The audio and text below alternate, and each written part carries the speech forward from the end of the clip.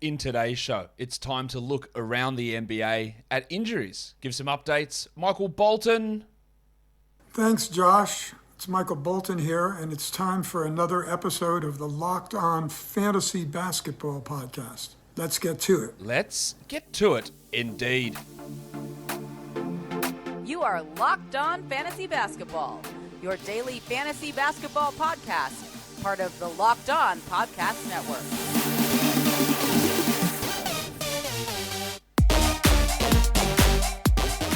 Hello and welcome to the Locked On Fantasy Basketball Podcast, brought to you by Basketball Monster. My name is Josh Lloyd and I am the lead fantasy analyst at basketballmonster.com and at Yahoo Sports Australia. And you can find me on Twitter as always at redrock_Beeble and on Instagram at Locked On Fantasy Basketball. This episode is brought to you by TrueBill.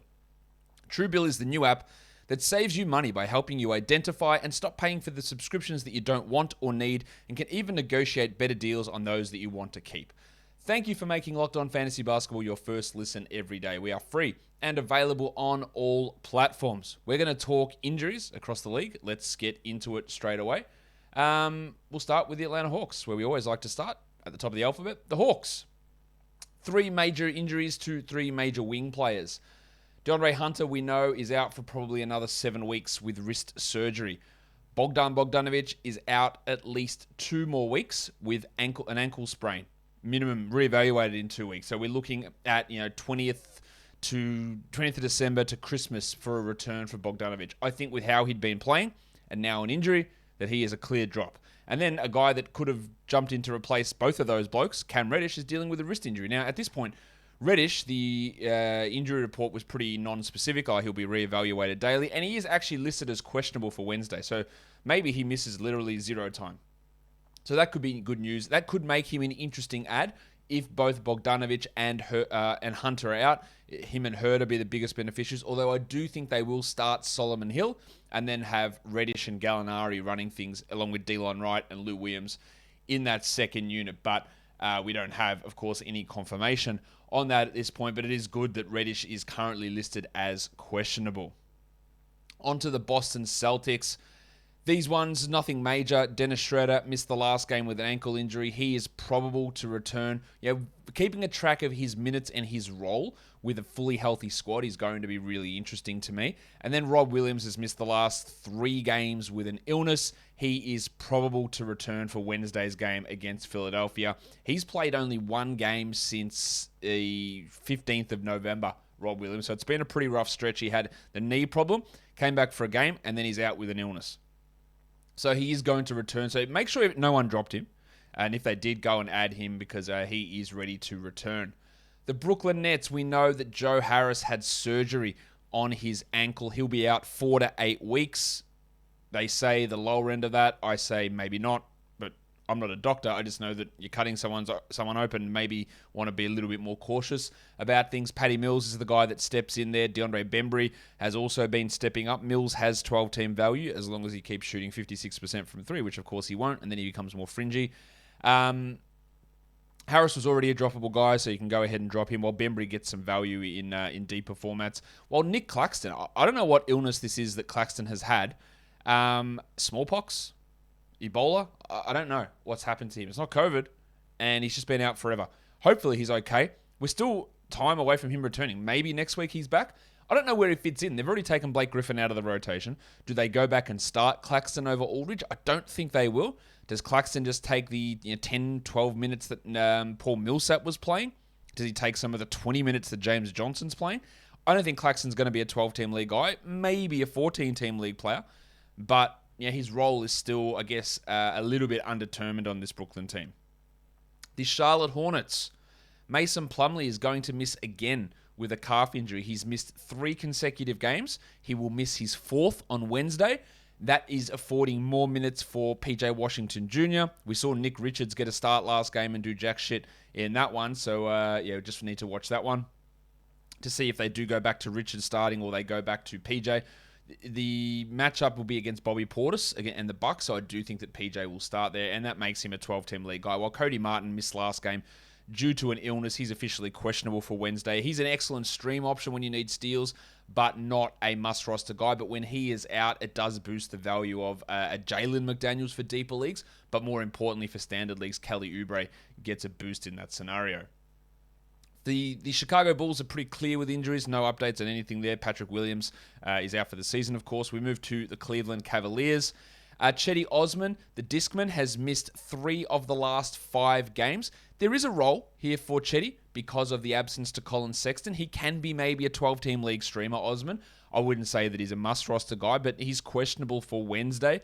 We'll see how that goes. Well, Dean Wade has missed the last 2 with a calf injury. I don't even think that Wade is going to be necessarily a rotation player with Allen, Mobley, Markkanen, and Kevin Love all there. It's just there's no real need to play someone like that, especially when you can play an Osman or a Lamar Stevens or a Dylan Windler. Maybe they do play Wade, but his minutes will be so low that it's not really going to matter for most people. But I'll tell you what does matter if you're in the hiring business, and that is getting the right people for your job. There's always going to be a debate between LeBron and between Jordan when it comes to helping you hire all-star talent faster, though. The GOAT is Indeed. If you're hiring, you need Indeed. Indeed is a hiring partner that gets you what you really want, a short list of quality candidates as fast as possible, because you can do it all. Attract, interview, and hire all at Indeed. Don't struggle on your own to find quality candidates. Indeed can help you hire the right people right now. Indeed, look, if I had had Indeed when I was back in my old job hiring people, I'd have loved it. Just sifting through resumes, trying to find the right people is an absolute disaster. Indeed partners with you on every step of the hiring process, so you can find talent with the skills you need through tools like Indeed, Instant Match, assessments, and virtual interviews. Get started right now with a $75 sponsored job credit to upgrade your job post at Indeed.com/locked. Get a $75 credit at Indeed.com/locked. Indeed.com/locked. Offer valid through December 31st. Terms and conditions apply. If you need to hire, you need Indeed. And of course, what about Built Bar? Cyber Monday. It's been extended. Wow, that's awesome. With Cyber Monday being extended, you can use, if you listen to this, you might be able to sneak it in, the code LOCKED20 to get 20% off all of the great Built Bars. There are so many great flavors available. They're bringing out new ones. I went to check for the vanilla cream Built Bar the other day. Sold out. What a disappointment. But there's so many great flavors. The Ruby Chocolate, my other favorite one, bang, sold out. They are just so popular at the moment, so make sure you get in there and take advantage of all the great deals. We know what Built Bar is. It is the most delicious tasting protein bar ever. It tastes like a candy bar, but it's low fat, low sugar, low carbs, and low calories. But it's high in protein. Most bars are 17 grams of protein. You've got just 130 calories in most of those bars, 4 to 5 grams of sugar, and 4 to 5 grams of net carbs. So check out Built.com. Try to sneak that LOCKED20 promo code in there for 20% off on your Cyber Monday deals. Otherwise, go back to the original LOCKED15, because that'll still give you 15% off. Built Bar is the best tasting protein bar ever. Let's look at the Dallas Mavericks. Kristaps Porzingis sprained his ankle last game. He's officially listed as questionable for Wednesday. So that is, I think, really positive news. If Porzingis does miss, I would expect they just start Jalen Brunson with more minutes going to a Maxi Kleber. Maybe they start Moses Brown again if Willie Cauley-Stein's unavailable because he is out with an illness, while Frank Ntilikina has missed 3 consecutive games with a calf problem. The big one there is Porzingis, but it does appear that he may have escaped serious injury. So good news, maybe it's just a 1 or 2 game absence with that ankle problem. We cross our fingers to hope that it's okay. Also, if he misses, Moses Brown is not a pickup. I cannot stress this enough. He's not a good NBA player at this point. The amount of people I get pushed back on that is always crazy. Man, he's just 22. Yeah, he's going to improve. Okay, but that's fine. He's currently not good. And the Mavericks are in the business of winning basketball games, not playing not good players. And that is going to impact what he does. So interestingly, yeah, there's still Kleber, there's still Powell, there's still Cauley-Stein there, and yeah, Kleber's the guy that we would add. I think we should add him anyway, but if Porzingis does miss, he becomes that option for us. The Denver Nuggets, we updated this yesterday, but Maga Porter Jr. is having back surgery. Be pretty stunned if he played this year. They haven't officially ruled him out, although Shams did say out for the season. I wouldn't bother holding him, as I detailed on yesterday's recap show, so you can drop Maga Porter Jr. PJ Dozier, since the last time we did an injury update, he's out for the season with a torn ACL. That does improve the value of Facu Campazzo and of the big stiffy Bones Highland coming off the bench. Well, JaMychal Green missed last game with an elbow injury. That pushed Zeke Naji into the rotation. I would not be shocked if Naji is able to take that rotation role permanently at some point this season. JaMychal has been pretty much a disappointment in every game that he's played this year. Not that he was ever going to impact fantasy leagues, but his on-court play has not been great. Obviously, Jeff Green is the guy that takes that permanent starting spot from Michael Porter Jr. But if you didn't want Jeff Green before the surgery news, when Porter was out, then you don't want him now. Aaron Gordon's the guy that just makes sure he's not on a waiver wire. He will be up and down for sure, and he does tend to produce better when Jokic is also out. But without Porter, it does give him a slight boost in usage. The Detroit Pistons, we're still weeks away from Kelly Olynyk returning with his knee injury, with his torn MCL. You're probably looking at early January for a return for Olynyk. Obviously, we're not stashing him unless you've got an injured slot. Isaiah Livers hasn't played this season. He's out with a foot injury. Not that he's going to be an impact guy either. Killian Hayes seems to hurt his thumb every game, but he's fine. And Frankie Jackson is questionable with a tibia injury. It's a very weird designation, a tibia pain. But we'll see his minutes have been pushing up. He's been in closing lineups ahead of someone like Big Alf Stewart. And he is pushing himself ahead of Hamidou Diallo, Corey Joseph, and Josh Jackson, who's basically out of the rotation at this stage. Golden State Warriors play today. Bunch of guys on the injury report. Andre Iguodala with that knee problem is still out. That's a real problem that he has been out with this soreness. Originally, we just thought it was rest, but he has missed, 7 games in a row, and he's going to miss his 8th game in a row today. Not that he was impacting fantasy, but it does help the value of guys like Toscano Anderson and Peyton, and, of course, Otto Porter Jr. We're really watching Porter, who's played 20 minutes in 5 consecutive games. Andrew Wiggins has also popped up on the injury report today, questionable with back soreness. So, he's been really, really good this year. So if he misses, then that really does boost the value of Otto Porter. James Wiseman and Klay Thompson are playing in the G League.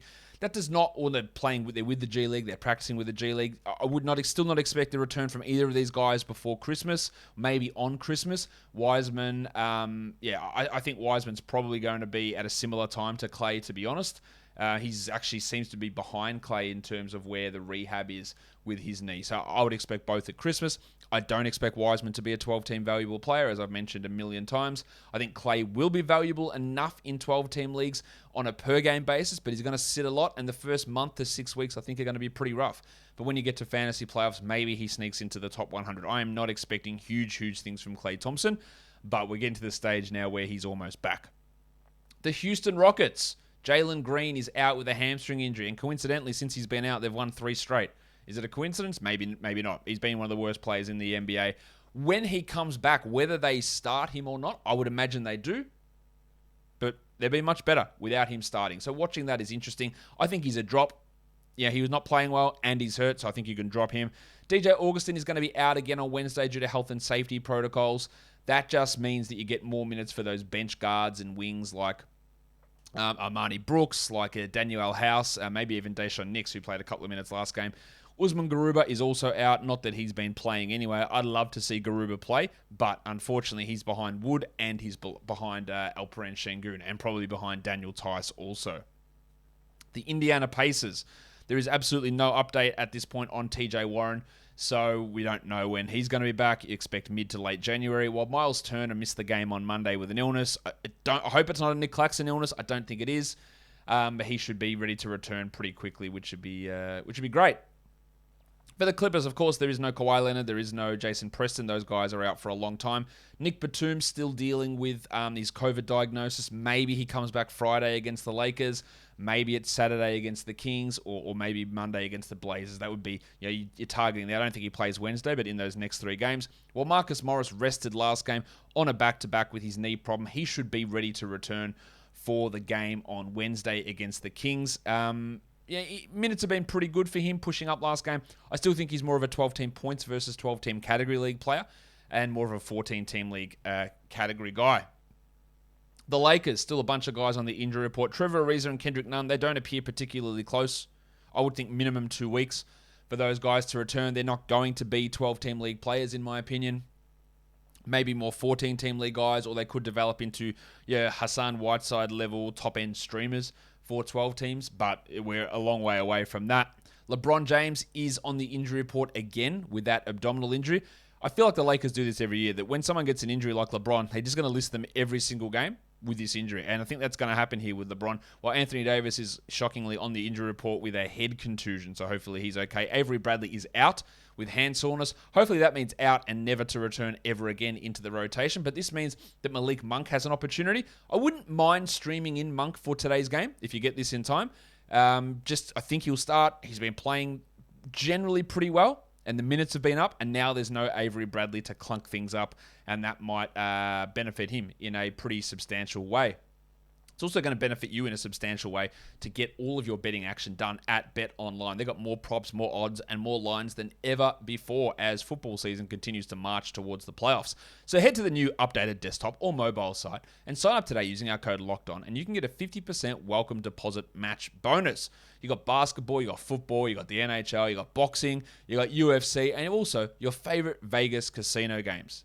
Don't wait. Take advantage of all the great offers they have for the 2021 season. BetOnline is the fastest and easiest way to bet on all of your favorite sports. BetOnline is where the game starts. The Memphis Grizzlies. You're going to be stunned to know that we still don't know what Ja Morant's injury is. It's a knee sprain. They might as well just say he's got an ouchie on his knee. Like, a knee sprain means jack shit. We don't have a time frame. We have no idea what it is, what the injury is, when he's coming back. Absolutely none. I would expect Ja is out until probably close to Christmas at a best case scenario. Maybe like the 15th to the 20th of December. Best case. Worst case, March. That's how it reads to me. But these assholes don't tell us anything. So we've got no idea in Memphis. Obviously with him out, Tyus Jones, DeAnthony Melton, Desmond Bane, Dylan Brooks all become 12-team league rosterable players. Zaire Williams, who shockingly to me, has maintained a rotation role all season. I think he's been bad most of the time, but he has had a rotation role all season. He's questionable with a knee injury, while Sam Merrill's probably at least 2 weeks away with an ankle problem. On to the Miami Heat. This question will get asked to me a lot. I don't have an update on Victor Oladipo. We have heard nothing. Nothing at all. I would not expect him back until the 2022 portion of the season. My initial estimation of Oladipo was around February, and then there was some people... there was always rumors, and just be careful of Instagram rumors and Hoops Central and all that sort of bullshit. When I said, he's going to be back in November. Clearly, that was false, right? I'm still looking at January, February for Oladipo, and when he comes back, he's going to fill the Max Strus role, maybe? Like, where's he fit? I don't think that he's a good 12-team league option. Lowry, Herro, Robinson, although Robinson's been shithouse, but remember, Oladipo's been bad for 2 years. And he's coming back off a significant leg surgery, and he's going to be ramped up slowly, hopefully, so he can provide value in the playoffs. I don't think he's going to be a 12-team league player. Jimmy Butler missed last game with a tailbone injury. We don't know his status yet for Wednesday. And Tyler Herro has missed 2 consecutive games due to soreness. Something to watch. Markieff Morris has missed weeks with a neck problem. We know he had a pre-existing neck issue, and then the Jokic hit exacerbated that, which is obviously shithouse. Hopefully he's able to return soon, not that impacts fantasy at all. With Herro and Butler, if they miss, then we are looking at Vincent, Strus, and Martin as those beneficiaries. They all played 30 minutes last game. Strus probably the better option there, but Vincent maybe is a little bit more consistent. We don't have an actual update in Milwaukee on Brook Lopez, but we have update by proxy because they signed DeMarcus Cousins, which to me means pretty bad news for Brook Lopez. I don't know if that means he's going to miss months or weeks or days, but he played 1 game and we haven't seen him since. I would not expect Brook Lopez to be back in the next week. I would not expect him back, honestly. I don't know this to be true. I wouldn't expect him in the next month. They've also given us no updates on Donte DiVincenzo, who hasn't played this season. He hurt his ankle in June. Or maybe it was late May. I think it was June. We just haven't heard anything about this ankle foot tendon surgery. When he comes back, it renders guys like Pat Connaughton, and Grayson Allen's already useless, but it renders Connaughton even more marginal when he eventually ramps back up, and who knows when that's going to be. Well, Shemi Ojeleye is probably out another 2 more weeks with this calf injury, not that he was impacting fantasy too much. On the Minnesota side of things, last game we had Jared Vanderbilt and Jaden McDaniels both out due to illness. You don't expect that to be a long-term thing. It's not a COVID illness, so hopefully they're okay. Vanderbilt had been a 12-team must-roster player. Patrick Beverley had also been a must-roster player, but he's out with a groin injury. Probably not back until maybe December 12th. His value's not high enough that you have to hold through no injured reserve. So if you do need to drop him, then go ahead and drop him. The New Orleans Pelicans, Zion Williamson. We got somewhat of an update from Zion that he is pushing back towards a return. I think there is a possibility that Zion is back, say, maybe like Wednesday, the 8th of December. So next Wednesday in about a week's time. I think that's a possibility that he returns then. We don't have an update on that at this stage when he's returning, but things are progressing. So Zion could be back at some point middle of December is my current thinking on it. The Knicks. Few interesting injury designations here. Rowan Barrett Jr. has popped up as questionable for Tuesday's game with an illness. Mitchell Robinson is questionable with an illness. Nerlens Noel is questionable with a knee problem. Derrick Rose is questionable with an ankle problem. Rose has now missed 3 straight games and questionable for today. And Taj Gibson's questionable with his groin. Taj has missed 5 straight games. Noel has consistently battled problems all year. I understand Noel's value is really nice in category leagues. In a points league, I wouldn't bother with him in 12-team points. And I think in a category league, he's got to almost resort to him being a streaming option just because of too much uncertainty with availability. I don't actually think Robinson is must roster either, to be honest. On to the Oklahoma City Thunder. The Oklahoma City mudflap Kenrich Williams is out for a couple of weeks with an ankle injury. All that does is open up minutes for other guys like Trey Mann, for example, or a Pokusevski or a Wiggins, but they're just going to throw minutes at multiple different players. And then both Mike Muscala and Derek Favors missed last game, and that enabled Isaiah Roby to play 27 minutes. Muscala was out with ankle soreness and Favors with an illness. The upcoming slate for the Thunder is a back-to-back Wednesday, Thursday, so Muscala and Favors probably miss at least one of those games there as well. So maybe there is some short-term stream value for Roby, but it is really hard to trust any rotation with the Thunder. On to the Orlando Magic. Jalen Suggs, fresh news yesterday, fractured his thumb. I would imagine 6 to 8 weeks. We don't have a time frame on that, but that's my guess. He's a drop. Cole Anthony is back.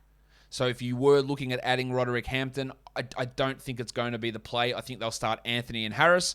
There's Terrence Ross will get minutes. You get Hampton playing 21 or 22 minutes maybe, but I don't think that's going to be enough for him to be a 12. I could be wrong, but I don't think it's going to be enough for him to be a 12-team league player.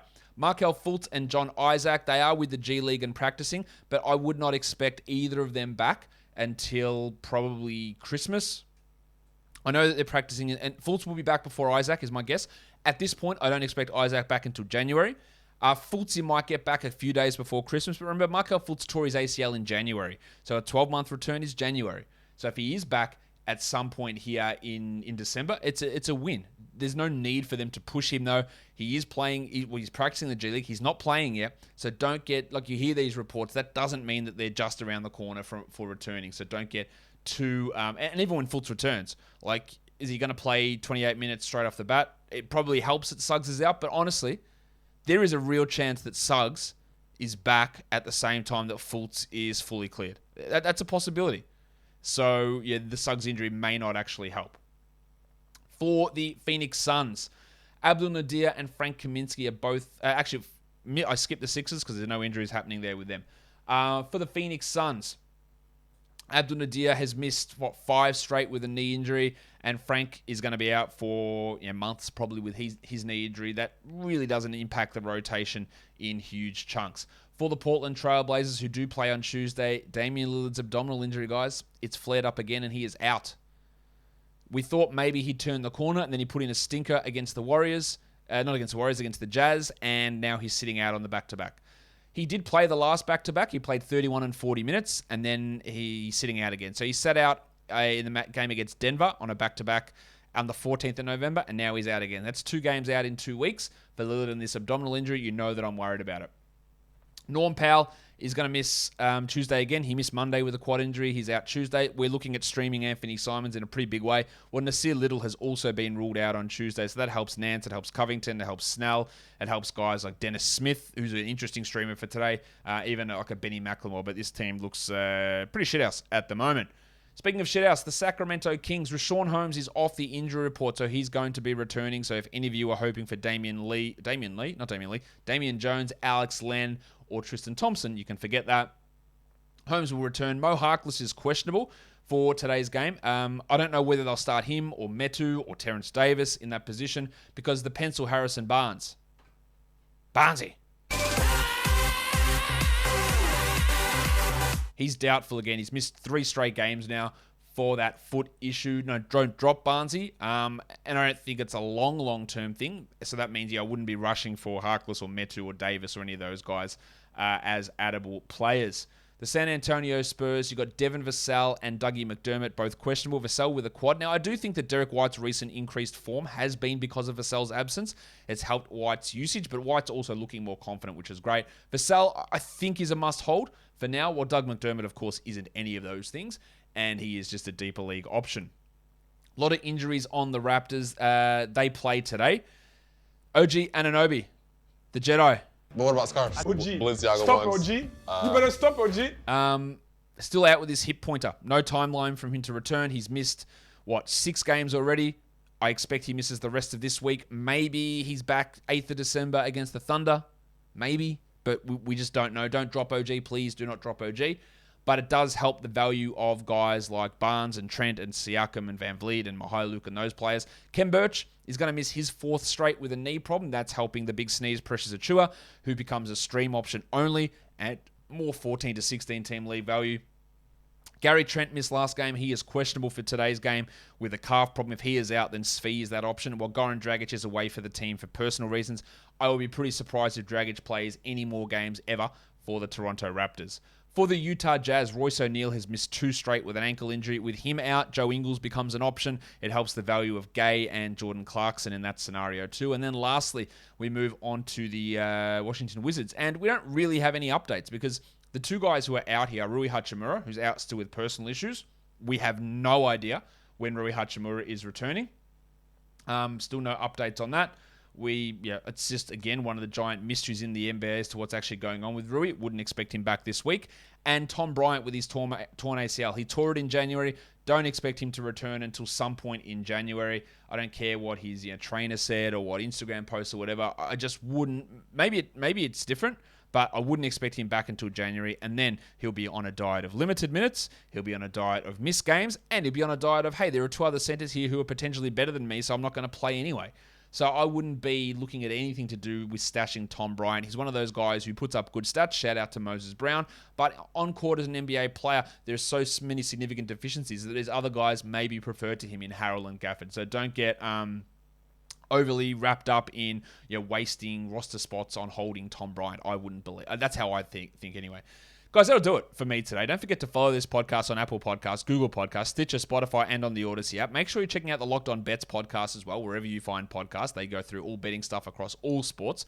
And on YouTube, you're here. Thumb me up. Leave your comments down below. Guys, we are done here. Thank you so much for listening, everyone. See ya.